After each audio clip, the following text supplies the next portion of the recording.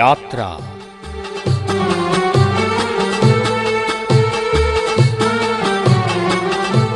இணைய கலை இலக்கிய ஒலிச்சஞ்சிகை. நமது குரலாகவும் நமக்கான குரலாகவும் ஒலிக்கும் நிகழ்ச்சி. வழங்குபவர் அஷ்ரப் ஷிஹாப்தீன்.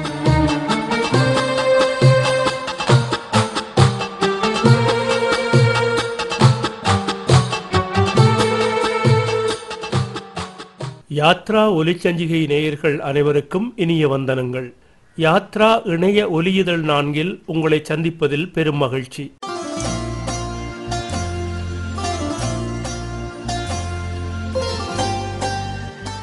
இந்த நிகழ்ச்சி மத்திய கிழக்கில் வசிக்கும் ஃபாத்திமா ஃபர்சானா ராசிக் அவர்களின் அனுசரணையில் ஒலிக்கிறது.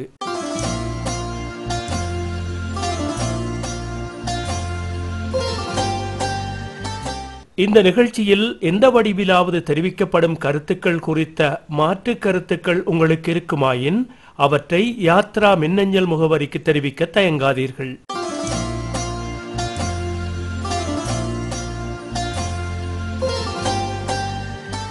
முஜீப் இப்ராஹிம், அப்துல் ஹக் ரசாவுல் ஹக், இன்சாப் சலாஹுத்தீன், மாயா அஞ்சலோ, அனுரகே எதிரிசூரிய ஆகியோரின் கவிதைகள், வை அஹ்மத் அவர்களின் சிறுகதை, மல்லியப்பூ சந்தி திலகரின் மலையகம் பற்றிய கருத்துக்கள், கம்பபாரதி இ ஜெயராஜ் அவர்களின் நமது இலக்கியம் பற்றிய கருத்துக்கள் மற்றும் மஹதி ஹசன் இப்ராஹிம் தரும் சித்திரம் ஆகியவற்றை தாங்கியபடி யாத்ரா 4வது ஒலியுதழ் உங்கள் முன் விரிகிறது.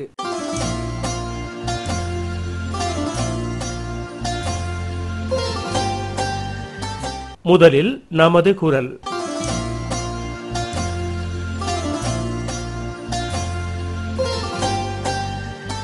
இலக்கியத்துறைக்குள் நுழைந்து ஒரு 5 அல்லது 10 வருட காலம் கழிந்த நிலையில் உள்ள சில படைப்பாளிகள் முன்னோடி படைப்பாளிகளில் கடுமையான கிலேசத்தில் இருக்கிறார்கள். ஒரு காலத்தில் எழுதி ஓய்ந்து போய் கிடப்பவர்களையே இன்னும் பேசிக் கொண்டிருக்கிறார்கள். வளர்ந்து வரும் எழுத்தாளர்களின் எழுத்துக்களை முன்னோடிகள் படிப்பதுமில்லை, கவனத்துக்கு எடுத்துக் கொள்வதுமில்லை என்பன போன்ற பல்வேறு குறைகளை அடிக்கடி சுட்டிக்காட்டி அநேகமாகவும் இணையத்தில், வலைத்தளங்களிலும் பொது சமூக தளங்களிலும் எழுதி வருகிறார்கள். ஒரு சில மூத்த எழுத்தாளர்கள் இன்றைய இலக்கிய போக்கு பற்றி எவ்வித உள்வாங்கலும் இல்லாமல் இருக்கிறார்கள் என்றும் புதிய போக்குகளை கண்டுகொள்ளாமல் இருக்கிறார்கள் என்றும் இளந்தலைமுறை குற்றம் சாட்டி வருகிறது. 20 அல்லது 25 வருடங்களுக்கு முன்னர் தாம் எழுதிய 20 கதைகளை அல்லது 30 கவிதைகளை வைத்துக்கொண்டு இன்னமும் தற்பெருமை பேசியபடி காலத்தை கழித்துக் கொண்டிருக்கிறார்கள் என்றும் தம்மை நிலைநிறுத்திக் கொள்வதற்கு சகல வழிகளிலும் முயற்சிக்கிறார்கள் என்றெல்லாம் கூட அவர்கள் கருத்து தெரிவிக்கிறார்கள். இவற்றில் உண்மை இல்லாமலும் இல்லை. ஏறக்குறைய 20 வருடங்களுக்கு முன்னர் இணையம் ஒன்று பற்றிய தொடர்பு நமக்கு இருக்கவில்லை. இலக்கிய பகிர்வுக்கு நம்மிடம் இருந்தவை பத்திரிகைகளும் அவ்வப்போது வெளிவந்த சஞ்சிகைகளுமே. இலக்கியவாதிகள் இவற்றில் தான் எழுத வேண்டியிருந்தது. இலக்கிய ஆர்வலர்களும் இவற்றைத்தான் படிக்க வேண்டியும் இருந்தது. பத்திரிகைகளில் இலக்கிய பகுதிக்குள் அத்துறை சார்ந்த ஆக குறைந்தது வாசிப்பில் மேம்பட்ட ஒருவர் அல்லது இருவர் பொறுப்பில் இருந்தனர். சில பத்திரிகைகளில் ஆசிரியர்களே ஒரு சிறந்த படைப்பை சரியாக அடையாளம் காணும் நிலையில் இருந்ததுண்டு. சஞ்சிகை நடத்தும் ஆசிரியர்களும் தமிழ் மொழியிலும் இலக்கிய அறிவிலும் மேம்பட்டவர்களாக இருந்தனர். எனவே ஒரு சஞ்சிகை அல்லது ஒரு பத்திரிகையின் இலக்கிய பகுதி இவர்கள் அனைவராலும் படிக்கப்பட்டது.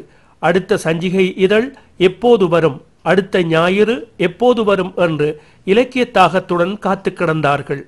கிடைத்த சிறிதளவு இலக்கியத்தை அனைவருமே பருகினார்கள். அதில் சிறப்புமிகு படைப்பாளிகள் அடையாளம் காணப்பட்டனர், விமர்சிக்கப்பட்டனர், பாராட்டப்பட்டனர், போற்றவும் பட்டனர். அந்த பதிவு இன்னும் அவர்களது நெஞ்சில் அழியாது இருந்து வருகிறது. இதற்கு அப்பால் கடந்த காலங்களில் ஓய்வு நேரம் இருந்தது. இலக்கியவாதிகளும் இலக்கிய ஆர்வலர்களும் பரஸ்பரம் சந்திக்கவும் ஒன்று கூடவும் செய்தனர். படித்தவற்றை சுவையுடன் பகிர்ந்து கொண்டார்கள், விவாதித்தார்கள். புதிதாக எழுதியவற்றை குழு நிலையில் ஒப்புவித்து சரிபிழை கண்டார்கள். பிழைகளை பெருந்தன்மையுடன் ஏற்றுக்கொண்டார்கள். அந்நாட்களில் ஒரு நூல் எப்படி வெளிவந்தது என்பதை புரிந்து கொண்டால் பல விடயங்கள் புரிந்து கொள்ளக்கூடியதாக இருக்கும். நூலை எழுதியவர் ஒரு முன்னோடியிடம் தனது மரியாதைக்குரிய கல்விமானிடம் வாசிக்க கொடுத்து அதை செம்மைப்படுத்தினார். குறைந்தது படைப்பாளிகள் தம் மனைவியரின் கருத்துக்களையாவது கவனத்தில் கொண்டார்கள். இன்று நிலைமை அப்படி அல்ல. வேகமான சனத்தொகை, எழுதுவதற்கு சுதந்திரமான வாய்ப்புகள், நினைத்த மாத்திரத்தில் ஒரு சஞ்சிகை வெளியிட்டு அதில் எழுதுவது என்று புதிய தொழில்நுட்பத்தை பயன்படுத்தி புதிய தலைமுறை எழுதி கொண்டிருக்கிறது. வெளிவரும் அனைத்து நூல்களையுமோ இணைய வழிகளில் எழுதப்படும் அனைத்தையுமோ ஒருவரால் வாசிப்பதும் கருத்து சொல்வதும் சிரமமான விடயமாகும். ஒருவர் இன்னொருவரது எழுத்தை பழிப்பதும், ஏற்றுக்கொள்ளாமல் மறுப்பதும், கோஷ்டி கட்டி தாக்குவதும், தனக்கு வேண்டிய நபரது எழுத்து குப்பை என்ற போதும் தூக்கி பிடிப்பதும், தான் எழுதுவதே பொன்னெழுத்துக்களால் பொறிக்கப்பட வேண்டியது என்று மயங்குவதும், தன்னை முற்படுத்திக் கொள்வதற்கான சகல கேவலங்களிலும் மறைமுகமாக ஈடுபடுவதும், திறமையுள்ளோர் பின்தள்ளப்படுவதும் என்று அதிகரித்துவிட்டுத்தான் இருக்கிறது. ஒரு படைப்பாளி அவன் எவ்வளவுதான் இருட்டடிக்கப்பட்டாலும் அவனது எழுத்துக்கள் சிறப்பாக இருக்கும் பட்சத்தில் அவனை யாரும் அங்கீகரிக்க வேண்டியதில்லை. சுதந்திரமான ஊடகங்கள் வந்த நிலையில் யாரும் அவனை இருட்டடிக்கவும் முடியாது. ஒரு முன்னோடி தன்னை கண்டுகொள்ளவில்லை என்பதற்காக ஒரு சிறந்த படைப்பாளி கவலைப்படவும் மாட்டான். தன்னுடைய எழுத்துக்கும் இலக்கியத்துக்கும் வலுவும் அழகும் நயமும் இருக்கும் பட்சத்தில் அவன் தனித்து தெரிவான். எனவே புதிய தலைமுறை தமது எழுத்தை தொடரட்டும். அவை சிறப்புள்ளவையாக இருக்கும் பட்சத்தில் அவற்றுக்குரிய வாசகர்கள் வந்தடைவதை பின்னால் கண்டுகொள்வார்கள்.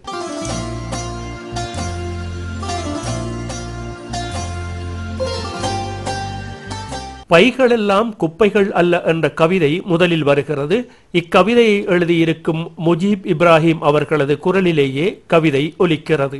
வீதியில் விழுந்தது பை, அது குப்பை என காக்கை பரப்பியது பொய். வீதியில் விழுந்தது பை, அது குப்பை என காக்கை பரப்பியது பொய். கூட்டம் சேர்த்தது குப்பை பிரிக்க, கூட்டம் சேர்த்தது குப்பை பிரிக்க. அண்டங்காக்கைகளும் ஆகாச காக்கைகளும் ஆவலோடு கூடின. அண்டங்காக்கைகளும் ஆகாச காக்கைகளும் ஆவலோடு கூடின. கொத்தி கொத்தி காவென கத்தி கத்தி குப்பை பிரித்தன. கொத்தி கொத்தி காவென கத்தி கத்தி குப்பை பிரித்தன. நேர்த்தியான பை கிளிய மறத்தது, நேர்த்தியான பை கிளிய மறத்தது. தெருவால் போன சொறிநாயினை காக்கா பிடித்தது கருங்காகம். தெருவால் போன சொறிநாயினை காக்கா பிடித்தது கருங்காகம். நாய் வந்து பை பிரிக்க உள்ளே வர்ணங்களாய் ஆடைகளும் ஆபரணங்களும். நாய் வந்து பை பிரிக்க உள்ளே வர்ணங்களாய் ஆடைகளும் ஆபரணங்களும். ஆத்திரத்தில் நாய் குரைக்க ஏமாற்றத்தில் பறந்தன காகக் கூட்டம் வந்த வழி தெரியாமல். ஆத்திரத்தில் நாய் குரைக்க ஏமாற்றத்தில் பறந்தன காகக் கூட்டம் வந்த வழி தெரியாமல். வீதியில் அலங்கோலப்பட்டு கிடந்தது அழகான பை மட்டுமல்ல, சத்தியமும் சேர்ந்துதான். வீதியில் அலங்கோலப்பட்டு கிடந்தது அழகான பை மட்டுமல்ல, சத்தியமும் சேர்ந்துதான்.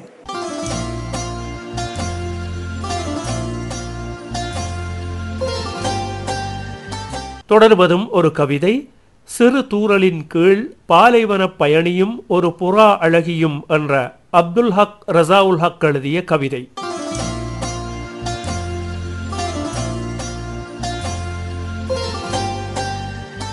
நேசம் என்பது சகிப்பு. உனக்கான காத்திருப்பும் தவிப்பும் அவன் தொண்டையில் செருகும் முட்களை அவன் உன்னை நேசிக்கிறானெனில். நேசம் என்பது சகிப்பு. உனக்கான காத்திருப்பும் தவிப்பும் அவன் தொண்டையில் செருகும் முட்களை அவன் உன்னை நேசிக்கிறானெனில். நேசம் எதனையும் அற்பமாக கருதாது. நீ அவனை தூசி என்றால் அவனோ உன் முன் துகளாகவே விரும்புவான். அவன் உன்னை நேசிக்கிறானெனில். நேசம் எதனையும் அற்பமாக கருதாது. நீ அவனை தூசி என்றால் அவனோ உன் முன் துகளாகவே விரும்புவான். அவன் உன்னை நேசிக்கிறானெனில். நேசம் ஒரு நேர் பெருமானம். உன் மௌனத்திற்கும் பல விளக்கங்கள் தேடுவான். அவன் உன்னை நேசிக்கிறானெனில். நேசம் ஒரு நேர் பெருமானம். உன் மௌனத்திற்கும் பல விளக்கங்கள் தேடுவான். அவன் உன்னை நேசிக்கிறானெனில். நேசம் அழகானவை அனைத்தையும் நேசித்து விடாது. நிலாவெனினும் நீ அவனுக்கு பௌர்ணமி, அவன் உன்னை நேசிக்கிறானெனில். நேசம் அழகானவை அனைத்தையும் நேசித்து விடாது. நிலாவெனினும் நீ அவனுக்கு பௌர்ணமி, அவன் உன்னை நேசிக்கிறானெனில். நேசம் ஒரு காணல், புரிந்து கொள்ளப்படாதவரை. நீயோ புறா அழகி, அவனோ பாலைவனப் பயணி. உன் பார்வையே தூறல், அவன் உன்னை நேசிக்கிறானெனில். நேசம் ஒரு காணல், புரிந்து கொள்ளப்படாதவரை. நீயோ புறா அழகி, அவனோ பாலைவனப் பயணி. உன் பார்வையே தூறல், அவன் உன்னை நேசிக்கிறான் எனில்.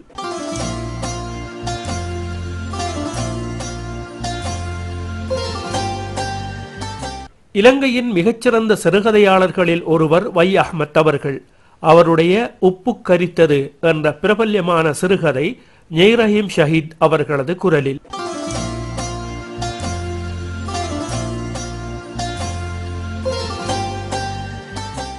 மச்சி எழுப்புக. கண்ணா தந்துக்கிட்டு போனேன்னு யாரோ எழுப்புறா போல அல்லவா கிடக்கு. இது யாரு? இது என்ன ஊடு நிறைஞ்ச சனம்? உமாவையும் காணல. சல்மா மச்சியா? படுத்தது போதும், எழும்புக. அவதான் தெளிவு. ஏன் மச்சி இந்த நேரத்தில் என்ன எழுப்புற? ஊரும் காலம் அடங்கின நேரம் 12 மணிக்கு இருக்குமோ? 10 மணிக்கு பேப்பர் ஃபேக்டரியில் விசில் ஊதினதுக்கு பிறகுதானே படுத்த நான். ஓ, இப்பதான் ஞாபகம் வருது. பாப்பா, உமா, மாமி, சாச்சா எல்லாரும் கதைச்சுக்கிட்டு இருந்த விஷயம் சொல்லவும் வெக்கமா இருக்கு. நேத்து ராத்திரி பாப்பா என்ன கூப்பிட்டு சொன்னாருதான். என்னத்துக்கா? மாப்பிள்ளை வர போறாரு, குளிக்க வாங்க. இதை சொல்லி போட்டு சல்மா மாச்சி சிரிக்கிறா. அவ சிரிச்சா அவட பல்லெல்லாம் அப்பா முடிச்ச தேங்காய் அப்பா மாதிரி அவ்வளவு வெள்ள. எனக்கும் சிரிப்பு வருகுது. எந்த பல்லும் அப்படித்தானாம். மச்சான் ஒரு நாள் கண்ணாடியை கொண்டாந்து காட்டினாரு. பார்த்தன். புள்ள சல்மா, அந்த புள்ளைய கூட்டியாந்து குளிப்பாட்டுங்க கெதியா. ஆயிஷா மாமி தான் சொல்லிவிட்டு அங்கால போறா. கூதலாவும் கிடக்கு. இந்த நேரத்தில் எண்ணில தண்ணியை அள்ளி ஊத்த போகுதுகள். குளிக்கிற இடத்துல சும்மா விடவும் மாட்டுதுகள். எனக்கு இந்த கேலியெல்லாம் கொஞ்சம் மண்டாலும் பிடிக்கிறதில்லை.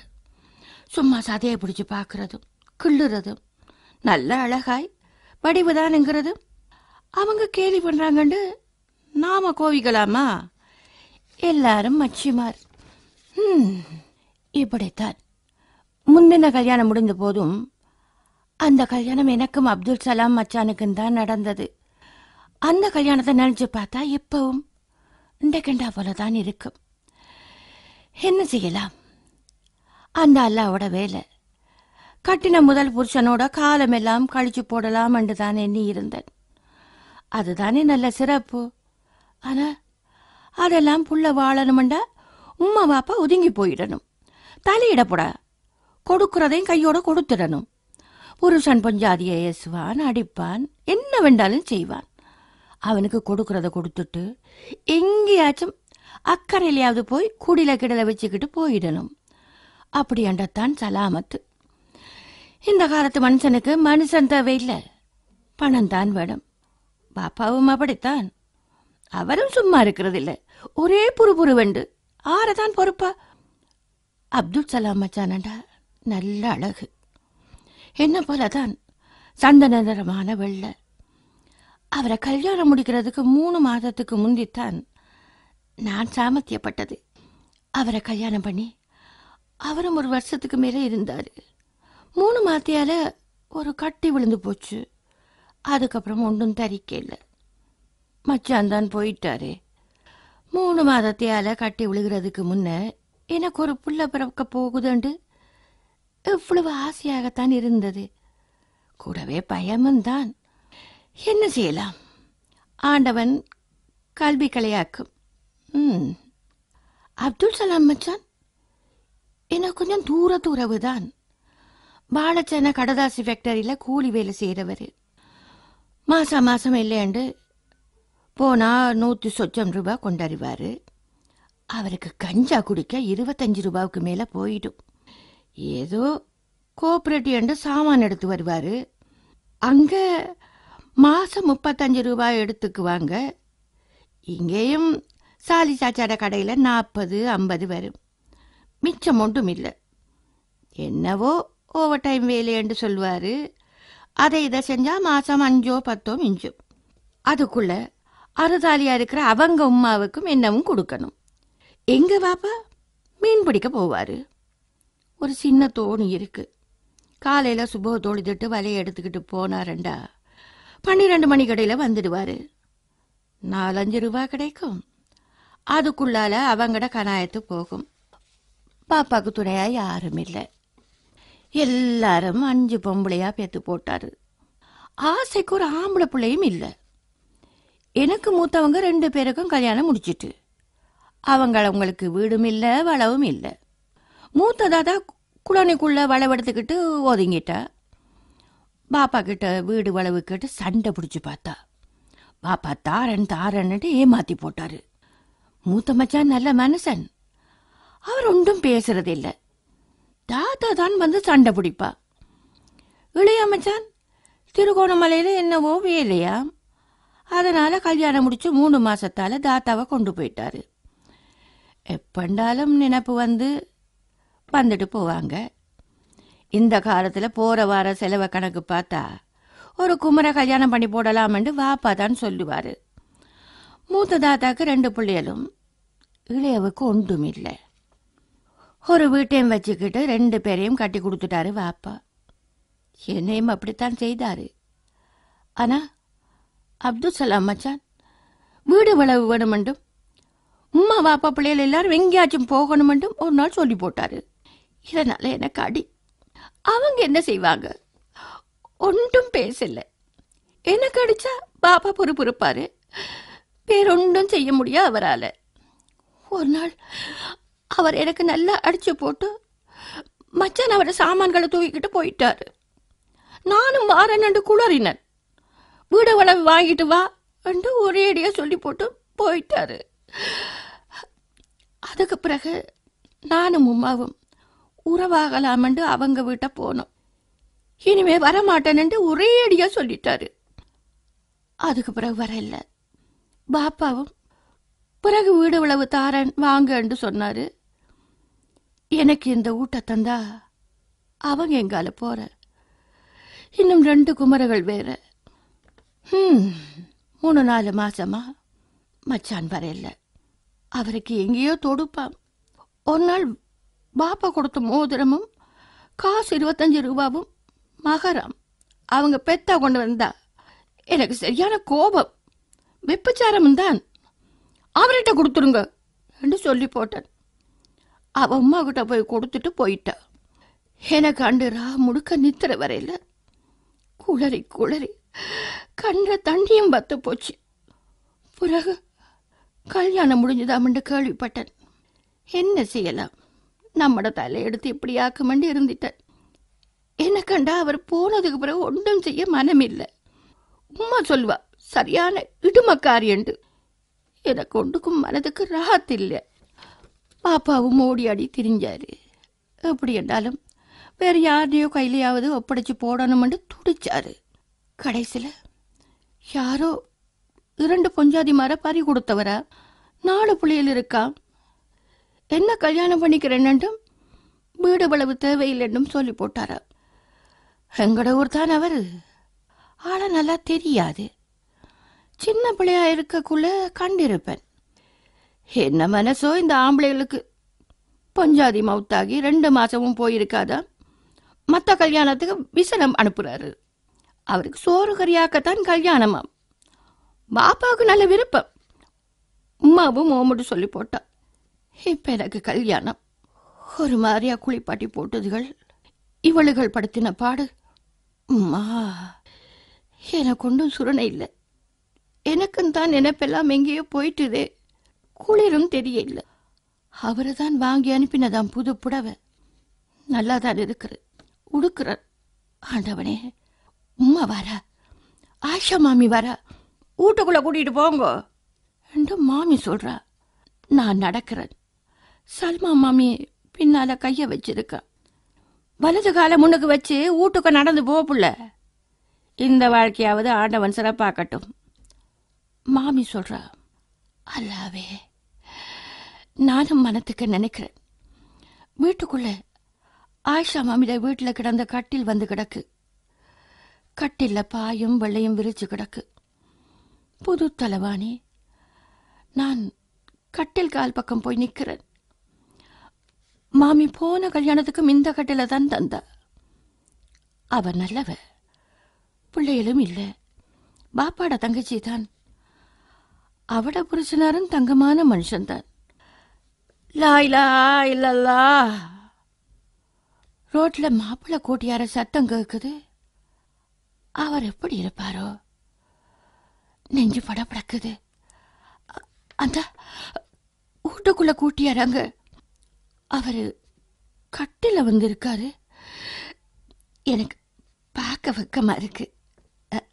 புள்ள, இங்கள வாமா. மாமி கூப்பிடுறா. கூப்பிட்டவ என்ன முன்னுக்கு இழுத்து விடுறா. பாப்பா வராரு. அவரு தாலிய கட்டுறாராக்க. பாப்பா போயிட்டாரு. என் கழுத்துல வெள்ளி மணி கோவை ஒன்று மின்னுது. எல்லாம் முடிச்சு. எனக்கு கிட்ட போக வெக்கமா இருக்கு. அவரை கடைக்கனால பாக்குறேன். தொப்பிய கழட்டி கட்டில வைக்கிறாரு. யாரா, இந்த மனுஷனுக்கு தலையெல்லாம் நரைச்சு போச்சு. எனக்கு கண்ணால தண்ணி வருது. வந்து வாய்க்குள்ள போயிட்டு போல உப்பு கரிக்குது.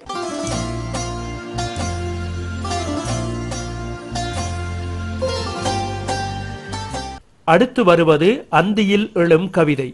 கவிதையை எழுதியவர் இன்சாப் சலாஹுத்தீன், ஷைஃபா பேகம் அப்துல் மலிக் குரலில்.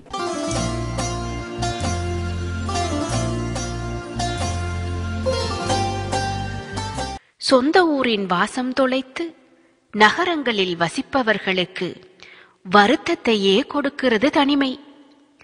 சொந்த ஊரின் வாசம் தொலைத்து நகரங்களில் வசிப்பவர்களுக்கு வருத்தத்தையே கொடுக்கிறது தனிமை.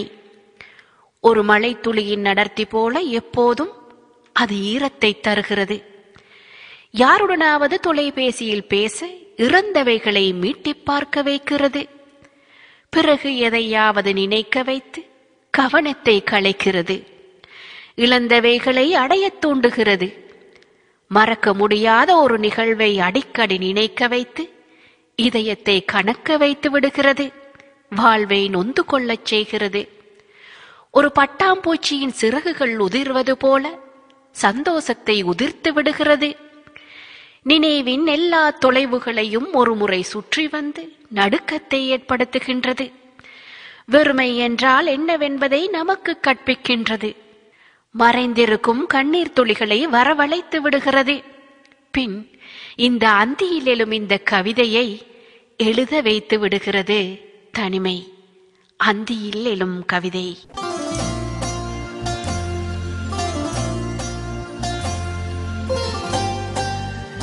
டாக்டர் ஜின்னா ஷரஃபுதீனின் எல்லாள காவியம் வெளியீட்டின் போது கம்பபாரதி ஜெயராஜ் அவர்கள் நிகழ்த்திய உரையின் ஒரு பகுதியை இப்போது கேட்கலாம்.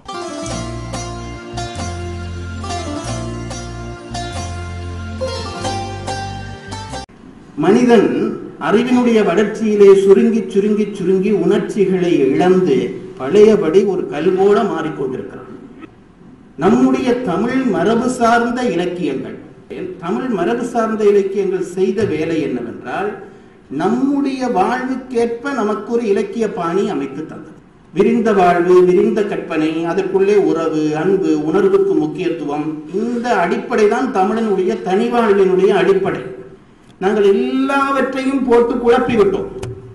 அதாவது மேற்கு நாட்டு தொடர்பு வந்த பிறகு அந்த இலக்கியம் இந்த இலக்கியம் எல்லாம் படித்து விட்டு எல்லாவற்றையும் போட்டு குழப்பி இன்றைக்கு நமக்கென்ற ஒரு இலக்கியமும் இல்லை, மற்ற இலக்கியத்தை நாங்கள் முழுசா பெறவும் இல்லை.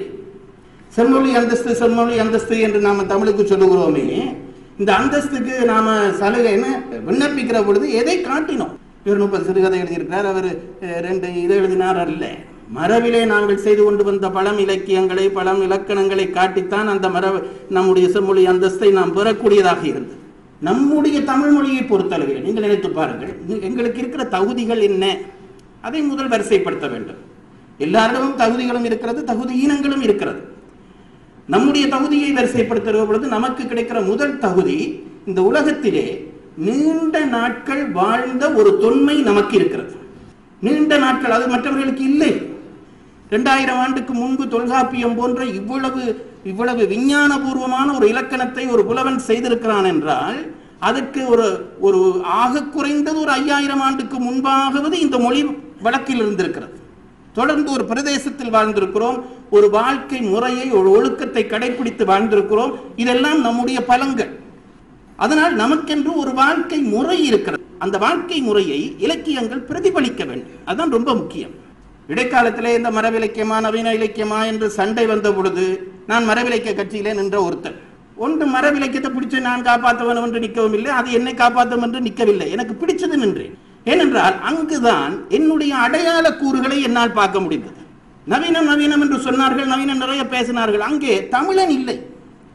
உனக்கான அடையாளம் என்ன? அது இல்லாவிட்டால் அந்த இலக்கியத்தில் நீ ஏன் மெனக்கெடுகிறாய்?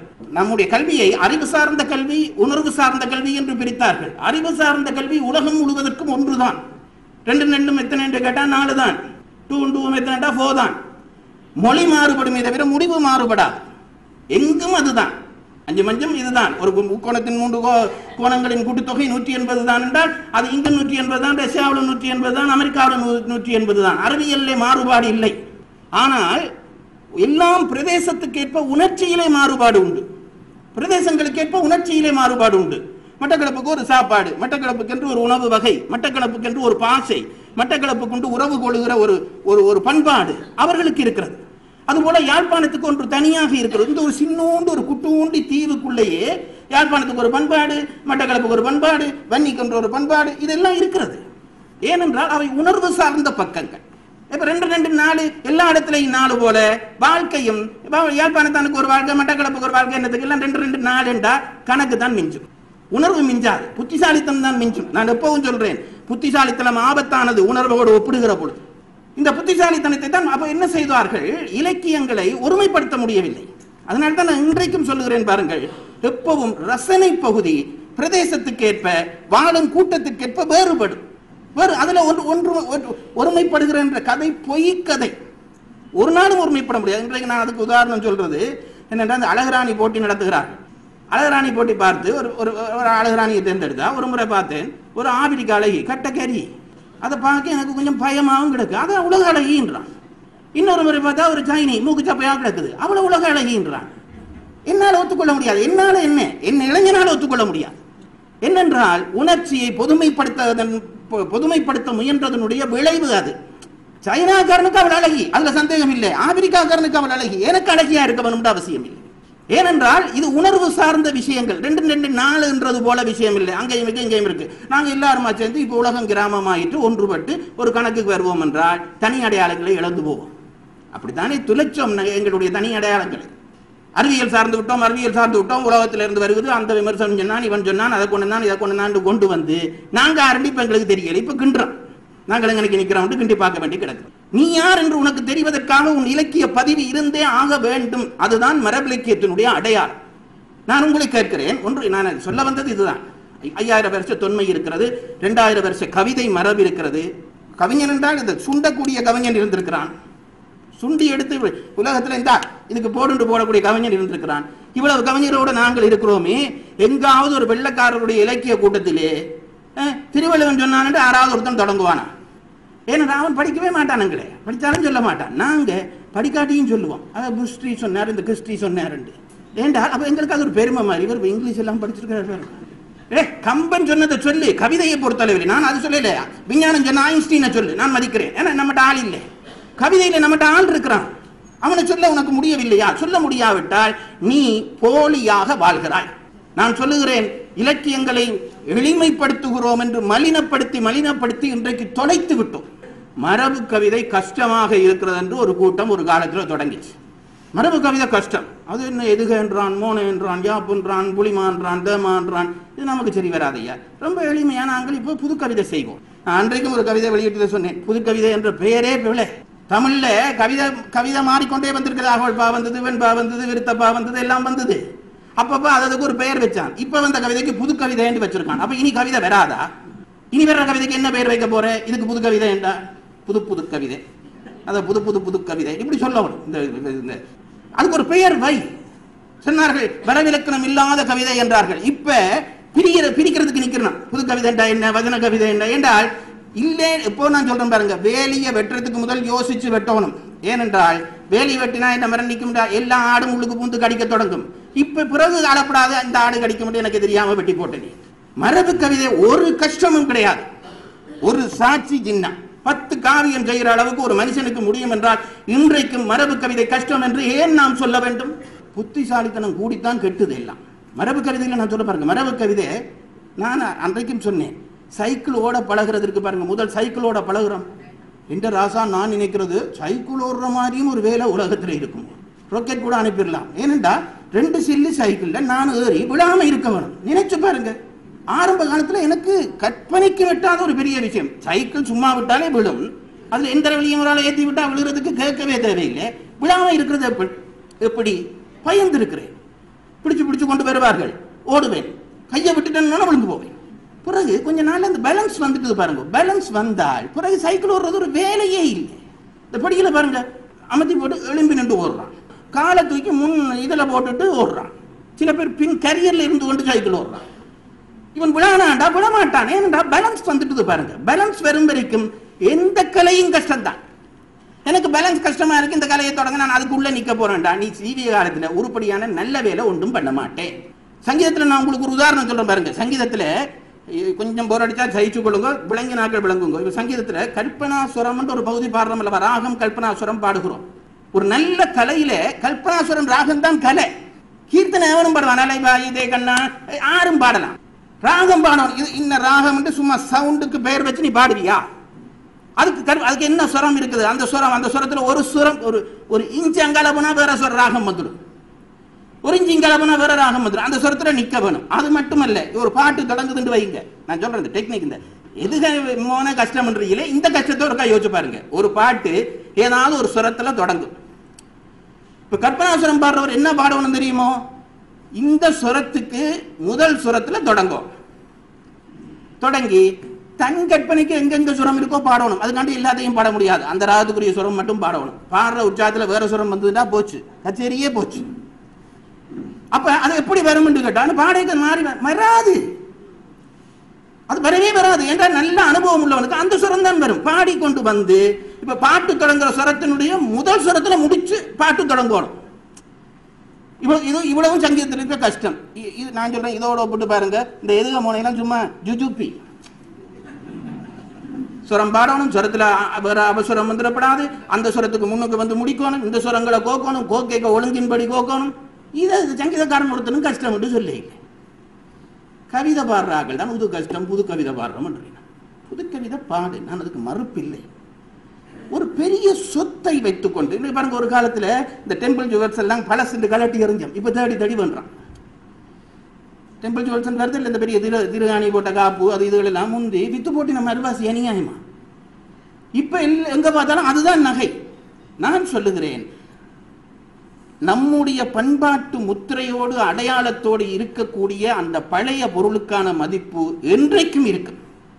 நான் சின்ன அவர்களுக்கு சொல்லுகிறேன், 10 காவியம் படித்து விட்டு ஒருத்தரும் படிக்கலன்னு நீங்க கவலையே படாதீங்க, பத்திரமா அடிக்க வைங்க. இந்த எல்லாரும் படிக்கிற புத்தகம் இருக்கு பாருங்க, அதுக்கு எதிரில படுத்துடும். பிறகு காலம் ரவுண்ட் சுத்தும். நம்முடைய மரபு என்ன, நம்முடைய மரபிலே காவியம் எழுதுகிற முறை என்ன என்று வருகிற பொழுது தேடி எடுப்பார்கள் உங்கள் நூலை. அது என்னுடைய அபிப்பிராயம்.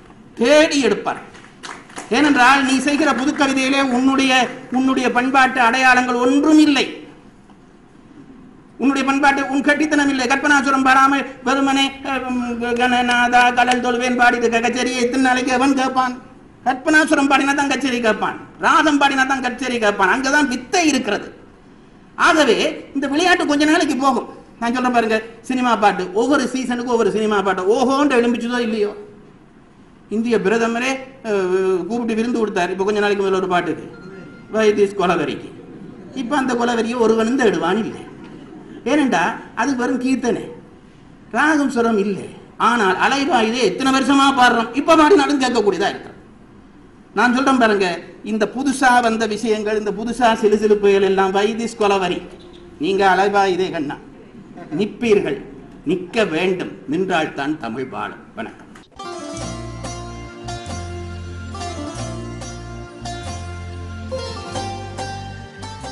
அண்மையில் காலம் சென்ற புகழ்பூத்த கவிஞர் மாயா அஞ்சலோவின் என்றும் நான் எழுவேன் என்ற கவிதை, அதனை மொழிபெயர்த்துள்ள லரீனா அப்துல் ஹக் அவர்களின் குரலிலேயே உங்கள் செவிகளுக்கு வருகிறது.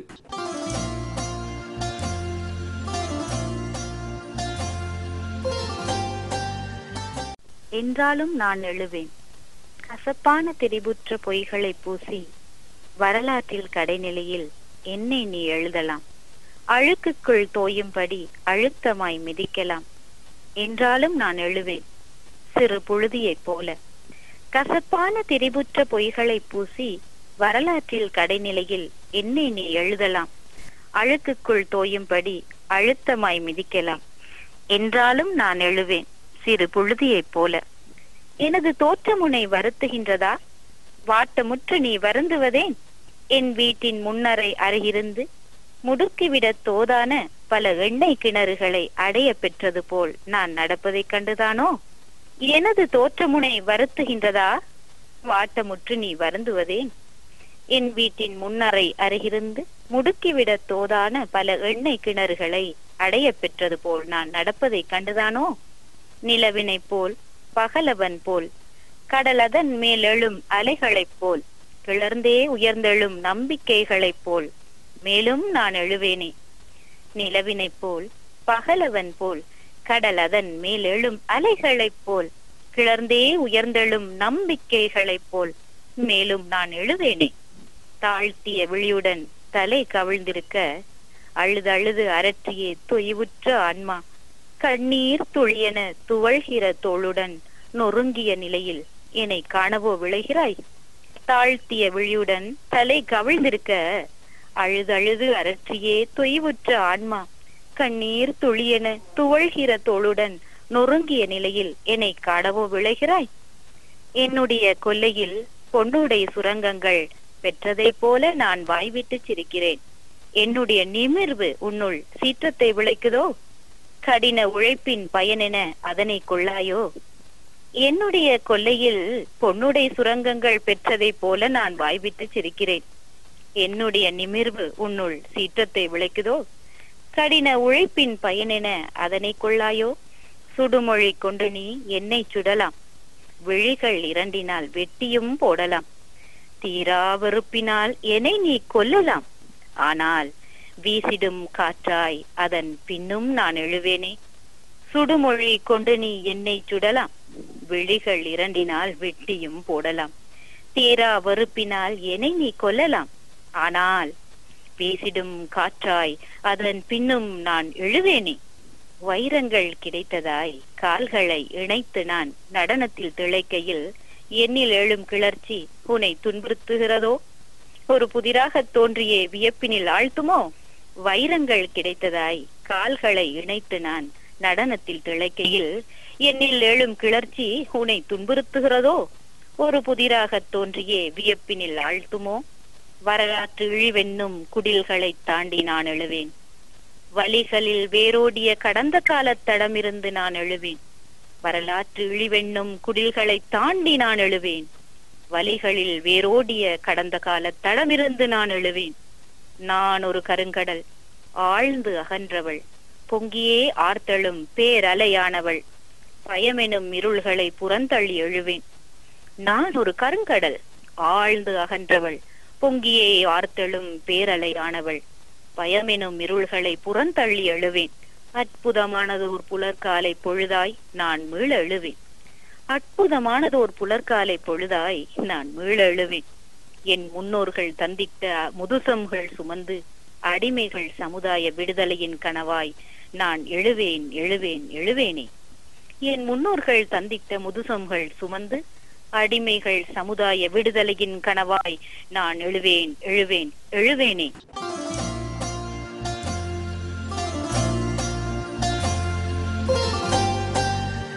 மலையகம் இன்னும் இருண்டே கிடக்கிறது என்ற தலைப்பில் கவிஞர், எழுத்தாளர், சமூக ஆர்வலர் மல்லியப்பூச்சந்தி திலகர் அவர்கள் பகிர்ந்து கொள்ளும் கருத்துக்கள் இனி.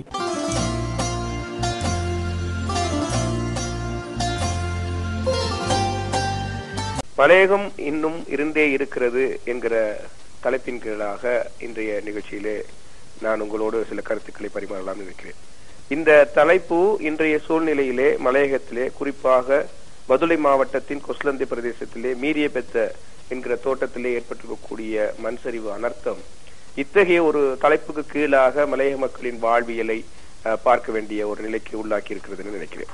ஒரு மலையில் சரிவு ஒரு தோட்டத்தின் ஒரு தொகுதி மக்களை குறிப்பிட்ட நேர இடைவெளிக்குள் இல்லாமலாக்கி இருக்கிறது என்பது எந்த ஒரு கட்டத்திலுமே ஏற்றுக்கொள்ள முடியாத, சகித்துக் கொள்ள முடியாத ஒரு விடயமாக இருக்கிறது.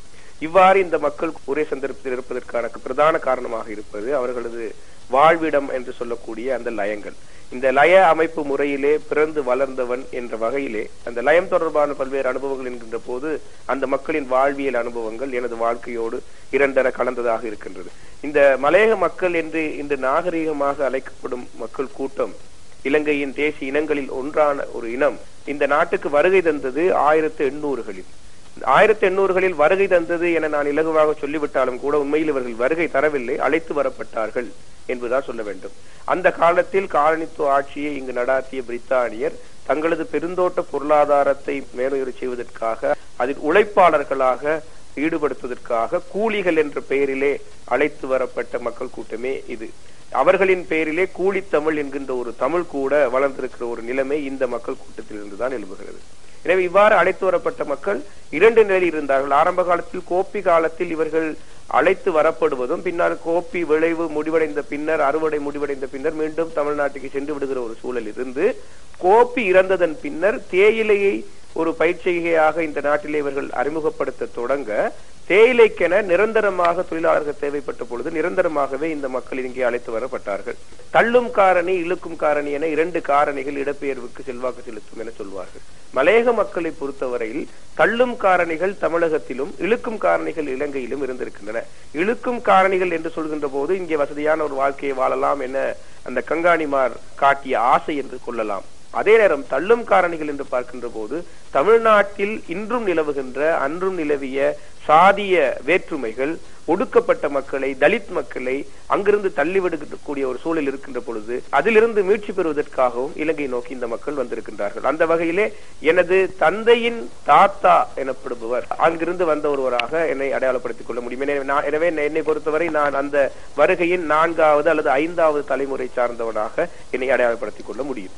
இவ்வாறு வந்த மக்கள் அந்த சாதிய நிலைமையிலிருந்தே அவ்வாறே இங்கும் குடியமர்த்தப்பட்டார்கள் என்றும் ஒரு வகையில் கொள்ளலாம். தோட்ட குடியிருப்புகள் எடுத்துக்கொள்வோமாக இருந்தால் மேட்டு லயம், பனிய லயம் என அந்த லயத்தில் கூட வேறுபாடு இருக்கும். பெரும்பாலும் பெரியாங்கங்காணிமார் இருக்கக்கூடிய பகுதிகள் மேட்டு பகுதிகளாகவும், ஒடுக்கப்பட்ட மக்கள் வாழ்கின்ற பிரதேசங்கள் தாழ்ந்த பிரதேசங்களாகவும் இருக்கக்கூடிய நிலைமை இன்றும் கூட இருக்கிறது.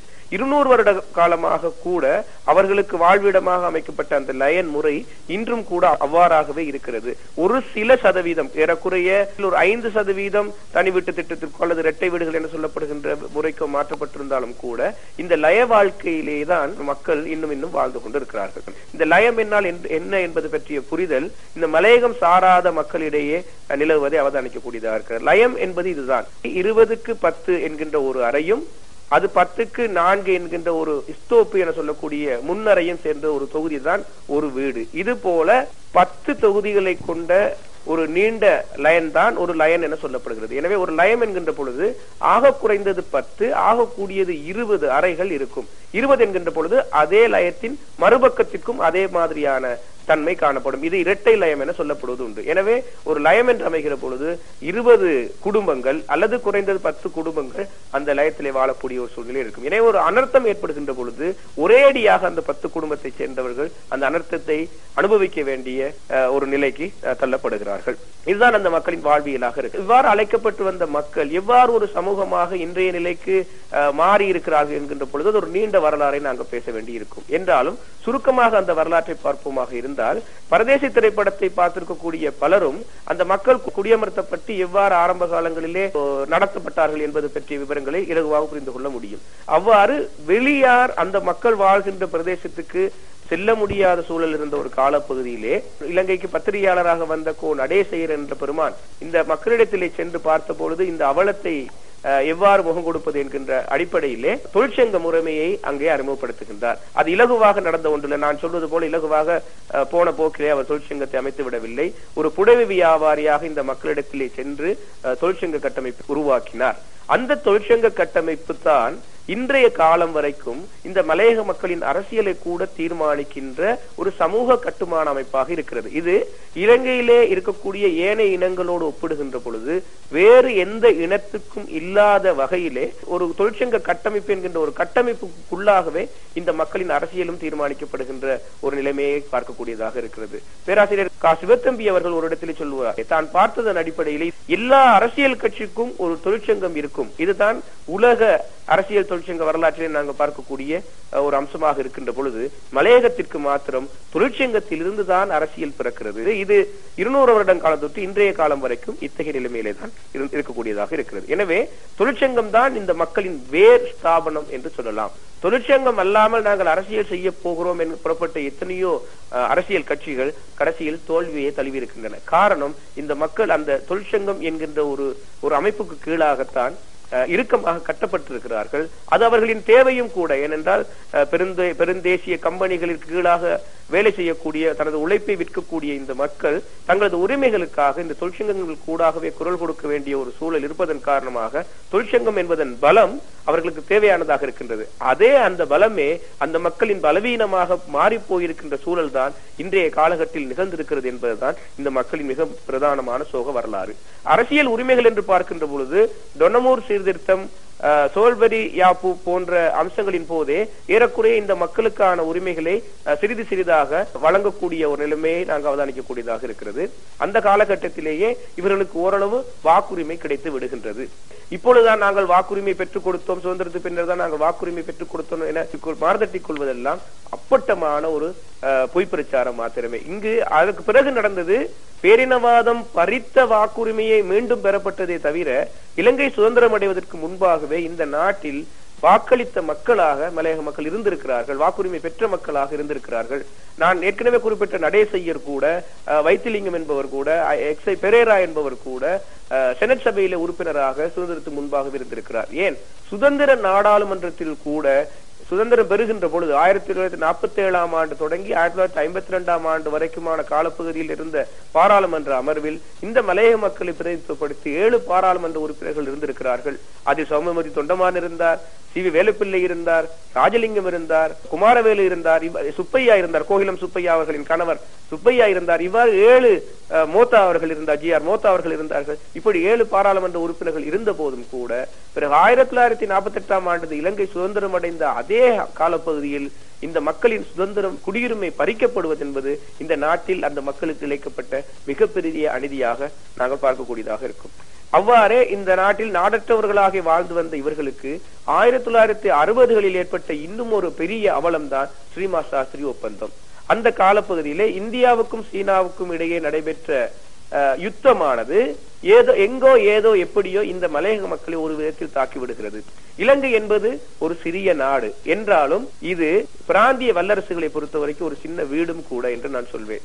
ஏனென்றால் இலங்கையை யார் பக்கம் வைத்துக் கொள்வது இன்றும் கூட அந்த நிலைமை இருக்கிறது. இந்தியா பக்கமா சீனா பக்கமா என்கின்ற இந்த போட்டியிலே இந்தியா ஏதோ ஒரு விதத்தில் இலங்கையை தன்வசம் வைத்துக் கொள்வதற்காக இலங்கையில் வாழ்ந்த அந்த காலத்திலே 1960களிலே 15 லட்சம் அளவான இந்த மலையக மக்களின் ஒரு பகுதியினரை தாங்கள் பொறுப்பேற்றுக் கொள்வதாக செய்து கொண்ட ஸ்ரீமா சாஸ்திரி ஒப்பந்தம் இந்த மக்களை இன்னும் ஒரு அவலத்துக்கு தள்ளியது.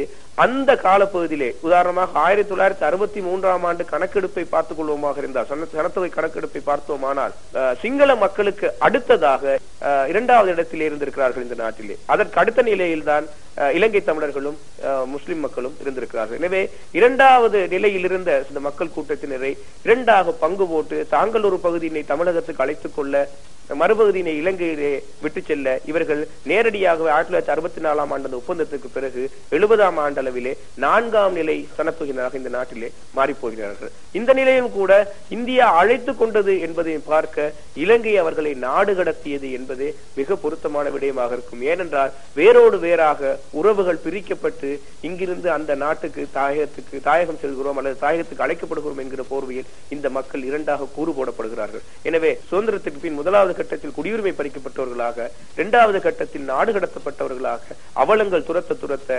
1970களின் பின் எஞ்சி இருந்த 5 லட்சம் தொகையான மக்கள் தங்களது வாழ்வாதாரத்தை நிறுவிக் கொள்வதற்காக பல்வேறு போராட்டங்களில் ஈடுபட வேண்டியிருக்கிறது. அப்போதெல்லாம் இந்த தொழிற்சங்கங்களே இந்த மக்களுக்கு தலைமை கொடுக்கக்கூடிய ஒரு சூழ்நிலை இருந்திருக்கிறது. ஜெயவர்தன் அவர்களின் இந்த திறந்த பொருளாதார முறைமைக்கு கீழாக இலங்கை ஏற்றுமதி நாடாக மாத்திரமல்ல இறக்குமதி நோக்கிய ஒரு நாடாகவும் மாறியது. இந்த கட்டத்திலே தங்களது ஏற்றுமதி வருமானத்தை உயர்த்திக் கொள்வதற்காக இந்த மக்களை தொடர்ச்சியாக இங்கே வைத்துக் கொள்ள வேண்டிய ஒரு தேவை வந்த பொழுது எஞ்சி இருந்த மக்களுக்கு பகுதி பகுதியாக இந்த நாட்டில் குடியுரிமை வழங்கப்பட்டு தொடர்ச்சியாகவும் அவர்கள் தொழிலாளர்களாகவே பேணப்படுகின்ற ஒரு சூழ்நிலை இருக்கிறது. இன்றும் கூட தேயிலை தோட்டங்களில் சிறு தேயிலை தோட்டங்கள் எனப்படுகின்ற தென்னிலங்கை பகுதி தேயிலை தோட்டங்களுக்கு இன்று முன்னுரிமை வழங்கப்பட்டாலும் கூட பெருந்தோட்டங்களாக இருக்கக்கூடிய தேயிலை தோட்டங்களிலே தொழிலாளர்களாக வேலை செய்யக்கூடிய மக்கள் இந்த மக்களாகவே இருக்கிறார்கள். ஆனால் இன்று 15 லட்சம் அளவாக இருக்கக்கூடிய இந்த மக்களின் 2 லட்சம் அளவானவர்களே தொழிலாளர்களாக இருக்கின்ற பொழுது அவர்களை பிரதிநிதித்துவப்படுத்தக்கூடிய தொழிற்சங்கங்களே ஒட்டுமொத்தமான 15 லட்சம் அளவான சனத்தொகைக்கும் தலைமை வைக்கக்கூடிய அல்லது தலைமை வழங்கக்கூடிய ஒரு நிலை தொடர்ந்து கொண்டிருப்பது துரதிஷ்டவசமானது. இந்த மக்களை பிரதிநிதித்துவப்படுத்தக்கூடிய இந்த தொழிலாளர் அல்லாத வேறு துறையில் உள்ளோர் என்ன செய்து கொண்டிருக்கிறார்கள் என்கின்ற ஒரு கேள்வி நாம் எழுப்பக்கூடியதாக இருக்குது. ஏனைய சமூக ஆசிரியர்களாக, அரசாங்க ஊழியர்களாக, வெளிநாட்டில் வசிப்பவர்களாக, வெளிநாட்டில் வேலை செய்பவர்களாக, இதர தொழில் ஈடுபடுபவர்களாக இவர்கள் ஒன்றாக கூடி ஏன் இந்த மக்களுக்கான அரசியலை கட்டியெழுப்ப முடியாது என்கின்ற ஒரு சிந்தனை துளிர்விடும் காலமாக இருக்கிறது. இந்த நிலையிலே 1977ஆம் ஆண்டுக்கு பிறகு இங்கு ஏற்பட்ட இந்த மாற்றங்கள் மிக முக்கியமான மாற்றமாக இருந்தது. தங்களை நிலைநிறுத்திக் கொள்வதற்காக இந்த மக்களுக்கு சலுகைகளை பெற்றுக் கொடுக்க வேண்டும் என்ற காரணத்தோடு ஆரம்பிக்கப்பட்ட அரசியல், அமைச்சு பதவிசார் அரசியல் 1977ஆம் ஆண்டுக்கு பின் இன்றைய தேதி வரை அந்த மக்கள் சார்ந்த அரசியலாக பழக்கப்பட்டு போய்விட்ட ஒரு துர்ப்பாக்கி நிலை காணப்படுகிறது. அதற்கு எதிராக நின்று செயற்பட முடியாத ஒரு நிலை காணப்படுகிறது. 200 வருடங்களுக்கு முன்பு இருந்த அடிமை முறை வடிவம் மாற்றப்பட்டு தொடர்ந்து கொண்டிருக்கிற ஒரு நிலைமை இங்கு காணப்படுகிறது. இத்தகைய அவலங்களுக்கு மத்தியில் தான் இந்த வளர்ச்சி போக்கு அல்லது மாற்ற போக்கு மலையகத்திலே அவதானிக்கக்கூடியதாக இருக்கிறது. மலையகம் முற்றுமுழுதாகவே இருண்டே இருக்கிறது என சொல்லிவிடவும் முடியாது. அங்கிருந்து வெளிச்ச கதிர்கள் தெரியவே தொடங்குகின்றன. இலக்கிய துறையிலே, கல்வித்துறையிலே, நிர்வாகத்துறையிலே பல்வேறு ஆளுமைகள் வெளிப்பட்ட வண்ணமே இருக்கின்றார்கள். என்றாலும் ஒட்டுமொத்தமாக இந்த தொழிலாளர்கள் தான் அந்த சமூகத்தின் வேர் சமூகம் என்கின்ற ஒரு அடையாளம் இருக்கின்ற பொழுது அந்த தொழிலாளர்களின் அவலத்தை நீக்காமல் வேறு எந்த விதமான ஆளுமைகள் அந்த சமூகத்தில் இருந்து வெளிப்பட்ட போதும் அவை முற்றுமுழுதான வெளிப்பாடாக வெளித்தெரிவதற்கான நியாயப்பாடுகள் எதுவுமே இல்லை. என்றுமே இல்லாதவாறு இந்த மீரியபத்தை போன்ற சம்பவங்கள் முழு உலகத்திற்கும் மலையக மக்களை பற்றிய வெளிச்சத்தை வெளியே கொண்டு வந்திருக்கின்றது. மலையகம் சாராத சமூகத்தினர் கூட மலையக மக்களுக்காக குரல் கொடுக்கக்கூடிய ஒரு சூழலை இன்று இந்த அனர்த்தம் உருவாக்கி தந்திருக்கிறது. வாழ்வியலில் இவர்களுக்கான பிரதான சாபக்கேடாக இருக்கும் இந்த லயன் வாழ்க்கை முறை மாற்றப்பட வேண்டும் என்கின்ற ஒரு கோரிக்கை பரவலாக முன்வைக்கப்படுகிறது. ஒரு உதாரணம் பாருங்கள். இந்த மக்களுக்கு தனி வீடு கட்ட வேண்டும் என்றால் ஆர்வமுள்ள எத்தனையோ பேர் அந்த தனி வீட்டுக்கான முதலீடை செய்வதற்கு கூட தயாராக இருக்கிறார்கள். ஆனால் துரதிஷ்டவசம் என்னவென்றால் 200 வருட காலமாக இந்த மக்கள் உழைக்கும் இந்த நாட்டிலே அவர்கள் காணியை பெற்றுக் கொள்வதற்காக வாய்ப்பு இல்லை. அவை இன்னும் அந்த பெருந்தோட்டங்களை வைத்திருக்கக்கூடிய கம்பெனிகளின் உரிமையாக இருப்பதன் காரணமாக அந்த கம்பெனிகள் வழங்க மறுப்பதாக அரசாங்கமே குறை சொல்கின்ற அளவுக்கு ஒரு துர்ப்பாக்கி நிலையில் இந்த மக்கள் இந்த தேசிய நீரோட்டத்தில் இருந்து வேறுபட்டு நிற்கும் நிலைமை ஒரு காணப்படுகிறது. இந்த பலவீனங்களுக்கு காரணம் என்ன என்று பார்க்கின்ற பொழுது நாங்கள் தொடர்ச்சியாக சொல்லுகின்ற இந்த தொழிற்சங்க அரசியலில் காணப்படக்கூடிய பலவீனங்கள் இதை தன்மையை காணப்படுகிறது. இந்த பலவீனங்களை வெறுமனே விமர்சனம் செய்வதன் ஊடாக மாத்திரமே இவற்றை வென்றுவிடலாம் என்று கருதுகின்ற எந்த விதமான சிந்தனையும் சிந்தனையாளர்களின் எண்ணமும் வெற்றி பெறுவதற்கான வாய்ப்பை ஏற்படுத்தி விட முடியாது. ஏனென்றால் விமர்சனம் செய்வது என்பது இலகு. பிரயோக ரீதியான யதார்த்தபூர்வமாக களச்செயற்பாடுகளில் ஈடுபடக்கூடியவர்களின் பங்களிப்பு மிக மிக குறைவாகவே இருக்கிறது. வெறுமனே முகநூலிலும் பத்திரிகைகளிலும் கட்டுரைகளையும் குறிப்புகளையும் எழுதுவதனால் மாத்திரம், தொழிற்சங்க தலைமைகள் மீது அல்லது அரசியல் தலைமைகள் மீது விமர்சனங்களை முன்வைப்பதனால் மாத்திரம் நாங்கள் இதை வென்றுவிட முடியாது. வைக்கப்படுகின்ற விமர்சனம் சரியானது, ஆனால் யாரை விமர்சிக்கிறோமோ அவர்களிடத்திலேயே நாங்கள் தீர்வையும் எதிர்பார்த்து நிற்கிறோம் என்பதுதான் இந்த மக்களின் ஒட்டுமொத்த அவலமாக இருக்கிறது.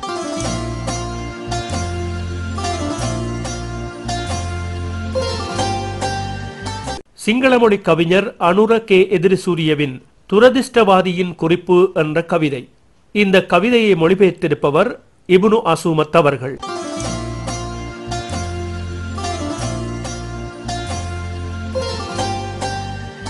காற்றும் போதையேறியவனும் தன் போக்கில் செல்ல பாதை முழுவதும் வியர்வை. காற்றும் போதையேறியவனும் தன் போக்கில் செல்ல பாதை முழுவதும் வியர்வை. தூரத்தே யாரோ நிற்கின்றான் இருளுக்கும் வெளிச்சத்துக்கும் இடையில். தூரத்தில் யாரோ நிற்கின்றான் இருளுக்கும் வெளிச்சத்துக்கும் இடையில். அம்மா உன்னை போலவே உயர்ந்த மின்கம்பம் பார்வையற்று.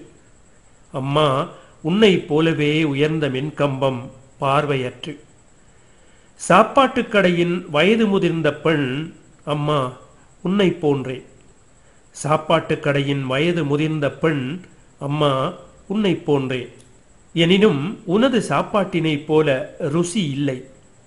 எனினும் உனது சாப்பாட்டினை போல் ருசி இல்லை. அவளது லாட்சியும் எனது வயிறும் நிரம்புவதே இல்லை. அவளது லாட்சியும் எனது வயிறும் நிரம்புவதே இல்லை. எனது நினைவு எப்படியும் வீட்டுக்கு வரவே. எனது நினைவு எப்படியும் வீட்டுக்கு வரவே. அப்படி வந்தால் உங்களது வயிறு நிரம்புவதும் தடைப்படும். அப்படி வந்தால் உங்களது வயிறு நிரம்புவதும் தடைப்படும். இந்த சனியன் பிடித்த நகரில் மனிதர்கள் சிரிப்பதே இல்லை. இந்த சனியன் பிடித்த நகரில் மனிதர்கள் சிரிப்பதே இல்லை உங்களைப் போல. துர்நாற்றம் மிக்கவர்கள் காரி துப்ப நினைக்கிறது. துர்நாற்றம் மிக்கவர்கள் காரி துப்ப நினைக்கிறது. வீட்டிற்கு வரவே நினைக்கிறது. அப்படி வந்தால் அம்மா வீட்டிற்கு வரவே நினைக்கிறது. அப்படி வந்தால் அம்மா பரவாயில்லை நான் இங்கேயே இருக்கிறேன். பரவாயில்லை நான் இங்கேயே இருக்கிறேன்.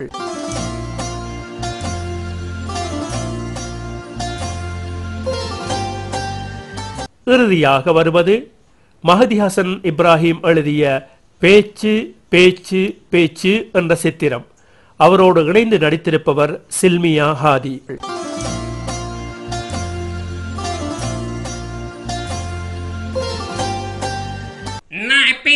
சின்னதுதான் வெட்டு ஒன்று துண்டு ரெண்டு. நான் இதுலயும் கை வச்சா சும்மா அதை குடல் மாதிரி இழுத்து கொண்டு போக மாட்டேன். சில பேருக்கு கொழுப்பு மிச்சம், வாய் கொழுப்பு மட்டும்தான், நாக்கு மட்டும் நீள்பம். பெருசா பேசுவாங்க, ஒன்னும் செய்ய மாட்டாங்க. சும்மா சும்மா கண்டு மாடு மாதிரி துள்ளுவாங்க. எந்த பிரச்சனையும் சும்மா ஷவ் மாதிரி வருஷக்கணக்கா சப்பி சப்பிப்பாங்க. உங்களுக்கு தெரியும், ஷவ் பறிச்சு வேவாது, வினாக்கிரி போட்டாலும் வேவாது. அவங்களுக்கு மாட்டு மூளை, வால் ஒன்றுதான் குறைச்சல். உங்களை எல்லாம் அவங்க நோம்புல கஞ்சிக்குள்ள போடுற முள்ளு துண்டு மாதிரி தான் நினைச்சு கொண்டிருக்காங்க. நீங்க சமூகத்தில் நக்கி போட்டு வீசுற முள்ளு துண்டு மாதிரி எந்த நாளும் கேளுமா? யோசிச்சு பாருங்க. இந்த ரத்தத்தின் ரத்தங்களே, ஈரக்கொலைகளே, பாயமில்லாத இளம் கண்டுகளே. எந்த மீட்டிங்ல பேசுறதுக்கு இப்படி பிராக்டிஸ் பண்றீங்க? நான் இந்த மீட்டிங்லயும் பேச போல புல்டோசரா பேகம். எங்கட இறைச்சி கடை பாபத் கான் ஃபீல்ட் இறங்கிக்காரு இல்லையா, அவர் தான் மீட்டிங்கா பேச போறாரு. அவர் தான் என்கிட்ட வந்து, மாஸ்டர் நீங்க உங்களோட ஸ்கூல்ல எத்தனை மாணவர் மன்ற மீளாது விழா கலை விழாக்கெல்லாம் பிள்ளைகளை பழக்கி மேடையில பேச வச்சிருக்கீங்க. நீங்க எழுதி கொடுத்த பேச்சுகளை வச்சு எம்பட்டோ பிள்ளைகள் பிரைஸ் அடிச்சிருக்காங்க. நானும் இப்பதான் இறைச்சி கடையை வாங்கிட்டு விட்டுட்டு எங்கட கொடல்வாய் ஜனங்களுக்கு சேவை செய்ததுக்காக ஸ்டேஜுக்கு ஏற போறேன். முந்தி பந்தி ஸ்டேஜுகளுக்கு ஏறி பழக்கம் இல்லாதனால் மனப்பாடமாகி பேச லேசா இந்த வாயில வரேண்டிய செல்லுகளை வச்சு ஒரு ஸ்பீச் எழுவித்தாங்க அப்படின்னு கேட்டாரு. உங்களுக்கு எப்பயும் நான் கொழுப்பு ஷவு இல்லாத லைன் அடிச்சு தானே தந்திக்கேன். இனியும் அப்படித்தான் தருவோம். ப்ளீஸ் பண்ணி எனக்கு மனுஷருக்கு முன்னுக்கு பேச வேண்டிய மாதிரி ஷார்ட் அண்ட் ஸ்வீட்டா ஸ்பீச் ஒன்று எழுதித்தாங்க அப்படி என்று சொன்னார் எரிச்சிக்கார பாபத்கா. அதுதான் அவருக்கு ஸ்பெஷலா ஒரு பேச்சு எழுதி போட்டு அந்த கொடல் பாபத்தை எல்லாம் போட்டு அது நானே ஒரு தடவை வாய்ச்சி பாக்குறேன். நல்ல மாண்டு சொல்லி நல்ல புல்டோசரா பேகம். அதான் நீ பார்த்தேன். வெட்டு ஒன்று துண்டு ரெண்டு, கொடல் கொழுப்பு சவு மாட்டு மூளை கண்டு மாடு நாக்கு வால் கஞ்சி முள்ளண்டு இந்த எரிச்சிக்கட்ட வேர்ட்ஸ் எல்லாம் வந்துச்சு. இதெல்லாம் பசந்தா? அப்பதான் இதுதான் யதார்த்தமா இருக்கும் புல்டோசரா பேகம். இப்ப எல்லாம் பசுந்தாவா பேசுறாங்க. பாறையா கேரையா தேர்ட் கிளாஸ் பாசையில் அவனும் பேசக்கொள்ள எங்கட இறைச்சிக்கடை பாபத்கான் அவன்கிட்ட இறைச்சிக்கடை பாசையில் பேசினா என்ன? இறைச்சிக்கடை பாபத்கான் வாய்க்கு லேசான செல்வலை வச்சு எழுதி கொடுத்தா தான் அவருக்கு பாடமாக்க வசதி ஆயிக்கும். அப்பதான் ஸ்டேஜில் அவர் பேசக்கொள்ள மனுஷருக்கும் பிடிபடும், பாபத்கானுக்கும் சான்ஸ் அடிக்கும், எங்களுக்கும் நல்ல லைன் இறைச்சியா கிடைக்கும். இறைச்சிக்கடை பாபத்கான் மாதிரி ஆளுவலுக்கு உங்களை மாதிரி படித்த மனுஷன் பேச்செழுதி கொடுத்தா உங்களோட லெவல் என்ன ஆகும்? பாபத்கானுக்கு பேச்செழுதி கொடுத்தது நீங்கன்னு சொல்லி வெளியே தெரிஞ்சா மனுஷன் உங்களை பத்தி என்ன நினைப்பாங்க? படிச்ச மனுஷன் செய்யற வேலையா இது? படிச்ச மனுஷன் செய்யற வேலை தான் இது. இந்த காலத்துல மட்டுமில்ல, அந்த காலத்துல இப்படித்தான் நடந்துச்சு. அந்த காலத்துல ராஜாமார சீமான் வல்ல வல்லல் அந்த பந்தம் பிடிச்சி பாடு பாடி புலவர்கள் எல்லாம் பொற்கிளி பொற்கிளி பொற்கிளி எடுத்த மாதிரி இப்ப சல்லிக்கியவன் செல்ற வேலை செஞ்சு செஞ்சு நாங்க 4 காலம் தேட வேண்டிய இல்லாட்டி இப்ப சிச்சுவேஷன்ல எங்களுக்கு மத்த மனுஷன் மாதிரி வசதியா இக்கலாம். அதை சுட்டி நாங்க எங்ககிட்ட அந்த வரவங்களை வந்து அவங்ககிட்ட லெவலை பார்க்க சரி எந்த லெவல்ல இக்கியவங்க எங்ககிட்ட வந்தாலும் எங்கட லெவலை வசதிக்கொள்ள என்ன ஒண்ணுனாலும் செய்யணும். அதை சுட்டி இறைச்சிக்கடை பாபத்கான் வந்தாலும் மாலக்கோட அருக்குலா ஜான் வந்தாலும் எனக்கு வேண்டிய ஹெல்ப் நான் செய்வேன். நீங்க வேண்டியதை செஞ்சுக்கோங்க, இதுதான் நல்லதுக்கு இல்ல. இந்த வாரங்க புல்டோசரா பேகம் வருமானம் வாசல் தேடி வரக்குள்ள கதவை பூட்டி கெட் அவுட் என்று செல்லவா செய்யறீங்க. இறைச்சிக்கடை பாபத்கான் வந்தா இந்த ஸ்பீச்சை கொடுத்துட்டு தாரதை எடுத்து வைங்க, நான் கொஞ்சம் பஜாருக்கு பேசிட்டு வாருங்க.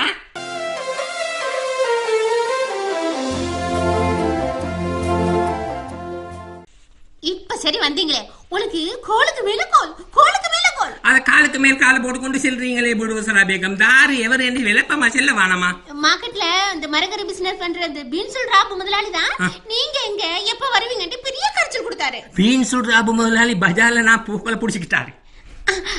நீங்க அவர்கிட்ட கடையில மரக்கறி வாங்கிட்டு கடை முடிச்சிட்டு வந்தீங்களா? கடனா இந்த பேக் நிறைய புத்தம் புதிய புதுசா வந்த ராப் கண்ட்ரி மரக்கறி எல்லாம் போட்டு சும்மா கொடுத்தாரு பீன்சுல் ராபு முதலாளி. சும்மா தந்தாரா?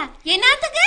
அவரும் இந்த தரக்க மனாப்பா ஃபீல்ட இறங்கிக்காரு இல்லையா? எங்களை இறைச்சிக்கடை பாபத்கான் மாதிரி இறைச்சிக்கடை பாபத்கான் ஸ்டேஜில் உணர்ச்சி வாரமாய் பேசி ஜனங்களை எல்லாம் கழிசட்டை வச்சதை பார்த்து ரகசியமா விசாரிச்சு பார்த்திருக்காரு. பாபத்துக்கான அந்த மேஞ்ச பேச்ச நான் தான் எழுதி கொடுத்தேன்னு தெரிஞ்சு கோல் மேல கோல் படிச்சு என்னைய பிடிக்க பார்த்திருக்காரு. நான் பஜார்ல போற பார்த்து கைத்தட்டி கூப்பிட்டு பெரிய வரவேற்பு. இனி என்ன அவட ஸ்பெஷல் ரூம்ல இருப்பாட்டி வச்சு பொடியை பார்த்து இந்த ஆப்பிள் ஜூஸ் கொண்டாண்டாரு. ஓ, இனி நீங்க மரக்கறி முதலாளி கிட்ட போனா ஆப்பிள் ஜூஸ், இறைச்சிக்கடை முதலாளி கிட்ட போனா ஆட்டுக்கால் சூப்பு. உங்களோட காட்டுல இப்ப மழை பெய்யுது. சும்மா இரிசியா படவான புல்டோசரா பேகம். ஆப்பிள் ஜூஸ் ஆட்டுக்கால் சூப் எல்லாம் கிடைக்க சும்மா இல்லை. நான் மாச்சல் பட்டு அவங்க அந்த ஜனங்களுக்கு முன்னுக்கு ஒரு தலைவரா லீடரா உசத்துறதுக்கு என்ன ஃபுல் வேலமானவன் போட்டு பேச்சு எழுதி கொடுத்த சுட்டி. ஜனங்களுக்கு முன்னாலே 4 வார்த்தை சொந்தமா பேச தெரியாதவங்க எல்லாரும் தலைவராவினா நல்லா தான் இருக்கும். உங்களுக்கு இன்னும் விளப்பம் போதா புல்டோசரா பேகம்? நல்ல பேச்சாலையா இருப்பாங்க, ஆனா ஒரு வேலையும் ஒழுங்கா செய்ய மாட்டாங்க. அதே மாதிரி நல்ல வேலைக்காரவங்களா இருப்பாங்க, ஒழுங்கா ஒரு பேச்சு பேச இல்லாம தடுமாறுவாங்க. அது சுட்டி எங்களே மாதிரி சைட் சப்போர்ட்டுக்கு தாரி சரி பக்கப் கொடுத்தா போறோம் பிக்கப் ஆயிடுவாங்க. அப்ப இந்த மரக்கறி முதலாளி பீன்சுல் ராபுக்கும் நீங்க இந்த பேச்சு எழுதி கொடுத்துட்டு தான் இந்த மரக்கறி எல்லாத்தையும் எடுத்துக்கொண்டு வந்தீங்க. அந்த மனுஷன் நான் எழுதி கொடுத்த அந்த பேச்சை பார்த்து அப்படியே உணர்ச்சி வசப்பட்டுட்டாரு. எனக்கு சான்ஸ் வரட்டும், உங்களை என்ன பப்ளிக் ரிலேஷன்ஸ் ஆபீசரா போடுவேன், பர்சனல் அசிஸ்டண்டா வச்சு கொள்வேன், கொள்கை பரப்பு செயலாளரா மாத்துவேன், பிரஸ் ஆபீசரா சேர்த்துக் கொள்வேன், மீடியா கோஆர்டினேட்டரா அப்பாயிண்ட் பண்றேன் அப்படி இப்படி இல்ல சொன்னாரு. அவர் அம்புட்டு உணர்ச்சி வசப்பற நீங்க என்ன எழுதி கொடுத்தீங்க? கோபி வாசி காட்டுறேன். பிரச்சனைகளை பார்த்து பழி போவ நான் பண்ணக்கா இல்ல, என்ன சுண்டக்கா நினைச்சு கொண்டிருக்கவங்களுக்கு நான் பட்டக்கா இல்ல, பெண்ணா பெரிய வட்டக்கா என்றதை காட்ட காலம் வந்திக்கு. மார்க்கெட் இல்லாதவங்க எல்லாரும் மார்க்கெட்டு வர பார்க்க போக்கல, மார்க்கெட்லயே எனக்கு மார்க்கெட்டை பத்தி செல்லியா கொடுக்கணும். வாழைக்கா தான், கத்திரிக்காய் தான், தனியா ஈந்தா தான் அது. வாழைக்காவும் கத்திரிக்காவும் சேர்ந்தா தான் அது களியா. அதே மாதிரி வெஜிடபிள் சூப் செய்யக்குள்ள கிழங்கு, லீக்ஸ், கோவா, போஞ்சி, கேரட், தக்காளிக்காய் எல்லாம் சேரணும். அது மாதிரி நாங்க எல்லாரும் ஒத்துமையா ஒன்று சேர்ந்தா ஒத்துறாலும் ஒன்றும் செய்யலாம். இப்ப பூசணிக்காய் மாதிரி பொம்ஸ் மேல பொம்ஸ் போட்டாலும் கொச்சிக்காய் மாதிரி காரமா பேச எங்களுக்குள்ள ஒத்தரும் இல்லை. எங்களை மோடையனாக்கி எங்களை பபுள் மரத்துல ஏற்றி விட்டுட்டு உடஞ்சி புலக்கொலை அந்த சிரிக்க பார்த்து கொண்டிருக்காங்க நிறைய பேர். அவங்களுக்கு இதெல்லாம் நல்லா தெரியவே. அவங்க வாழை மரத்தை கொத்துற மரம் கொத்தி மாதிரி புத்தி இல்லாம எங்களோட முட்டுறாங்க. புத்தி இல்லாம பொடலங்கா மாதிரி வளர்ந்து புரோசனம் இல்லாம பாவக்கா கசப்புண்டாலும் புரோசனம், புளியண்டாலும் புரோசனம். மனுஷரா பிறந்தா நாங்க மரக்கறி மாதிரி மனுஷருக்கும் புரோசனம் ஆயிக்கணும். அதுதான் என் ஹாஜத். எப்படி நல்லா தானேகி. இது இப்படியே போனா இந்த ஊர்ல ஒவ்வொருத்தர் ஒவ்வொரு ஸ்டேஜ்ல இருந்தாலும் எல்லாருமே நீங்களே கொடுத்துதான் மனப்பாடமாக்கி பேசி கொண்டிருப்பாங்க. பேசுற மட்டும் எங்களுக்கு வாசி. நீ ஸ்பீச் எல்லாம் கேட்டு தார வர போறாங்களோ தெரியா.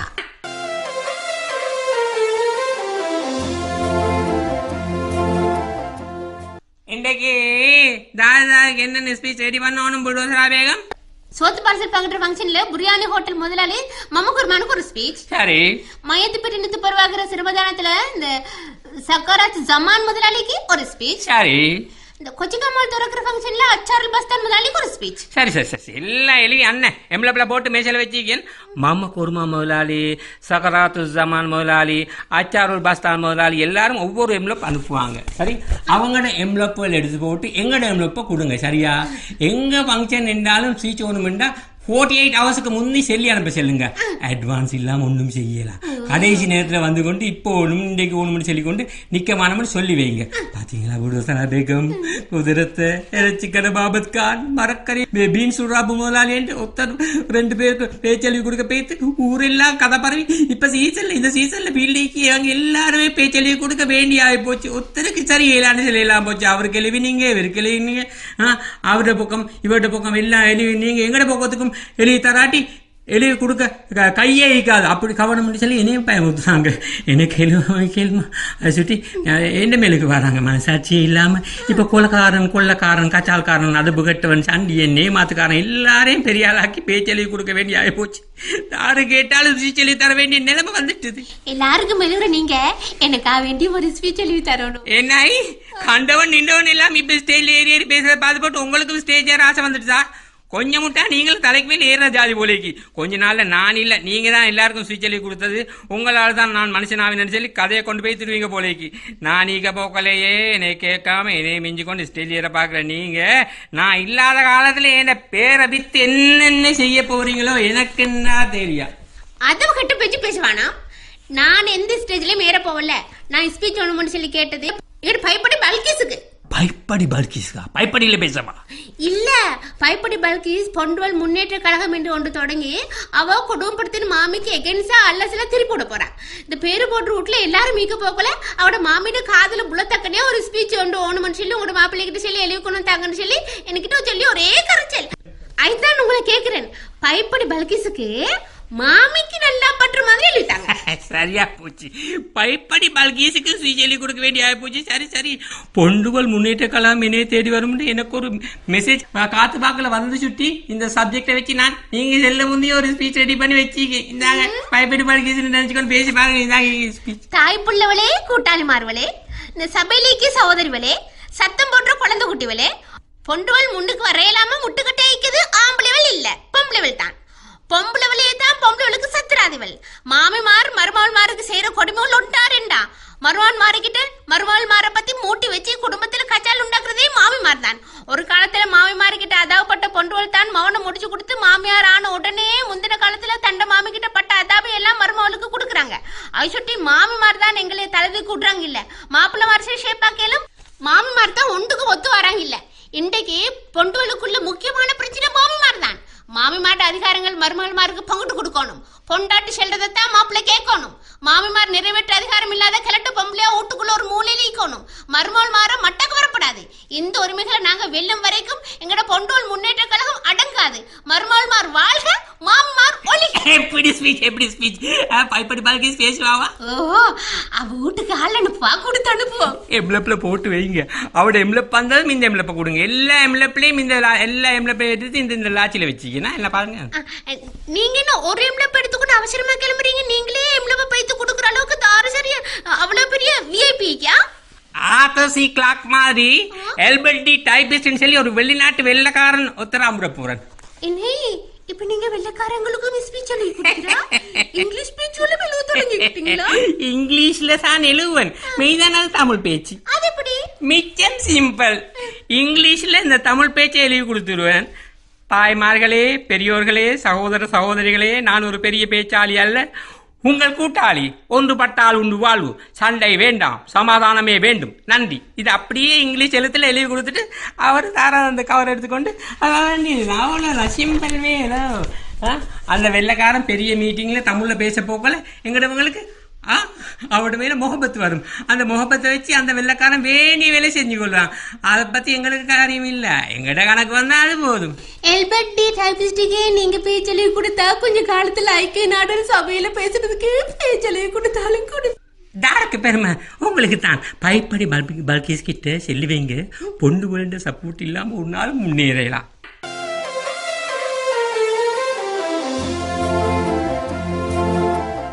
ஏன்னா புல்டோசரா பேகம் ஒடுக்கத்து பொசன் மாதிரி மூஞ்சியை வச்சு கொண்டிருக்கீங்க. என்ன சரி பப்ளிக்கா வீட்டுல? பப்ளிக்கா இல்லாத விஷயம் பெரிய வைக்க கேடு. நீங்க ஸ்பீச் எழுதி ஒவ்வொரு எம்னப்ல போட்டு வச்சுட்டு பேசிட்டீங்க. ஒவ்வொருத்தர் வந்து ஸ்பீச் ரெடியான்னு கேட்டு அவசரப்படுத்தக்கொள்ள எப்படி மாறி குடிவிட்டு அந்த பைப்படி பல்கி பெரிய கோசாவ. பைப்படி பல்கீஸா? அவ கேள்வின ஸ்பீச்சை நீங்க வேற யாருக்கோ கொடுத்துட்டீங்களா?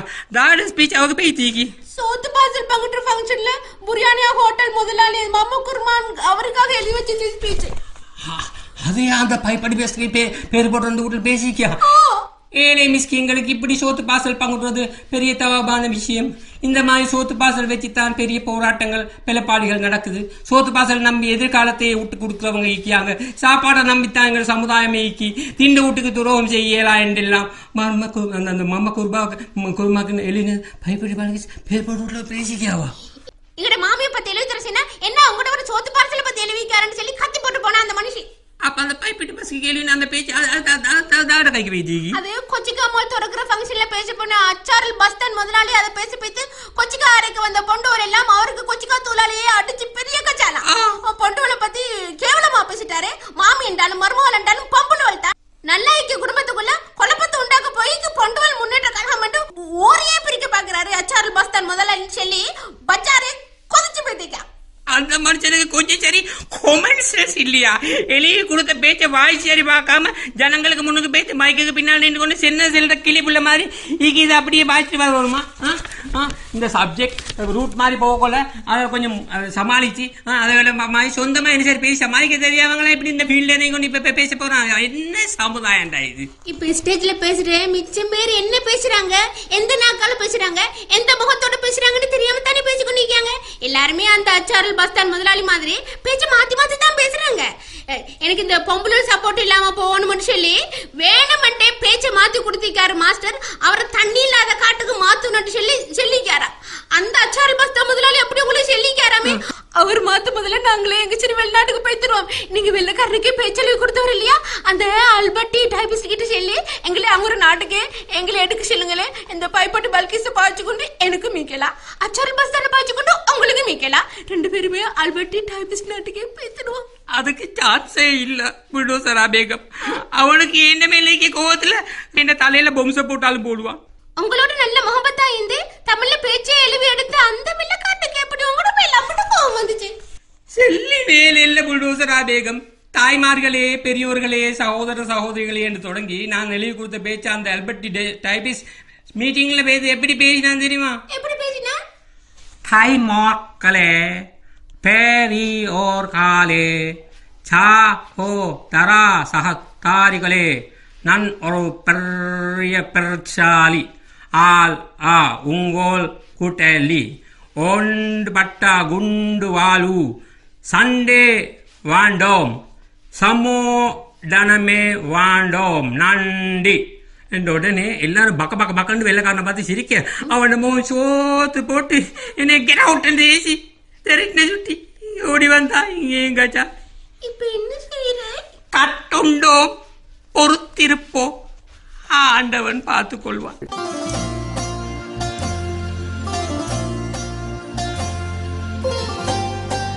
யாத்ரா 4வது ஒலியிதழ் இத்துடன் நிறைவு பெறுகிறது. நிகழ்ச்சிக்கு அனுசரணை வழங்கியவர் ஃபாத்திமா ஃபர்சானா ராசிக் அவர்கள். விடைபெறுகிறோம். நன்றி.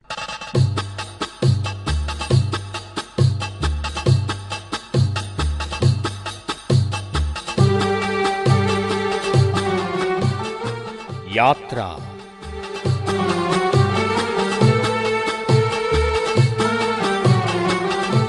இணைய கலை இலக்கிய ஒலிச்சஞ்சிகை. நமது குரலாகவும் நமக்கான குரலாகவும் ஒலிக்கும் நிகழ்ச்சி. வழங்கியவர் அஷ்ரப் ஷிஹாப்தீன்.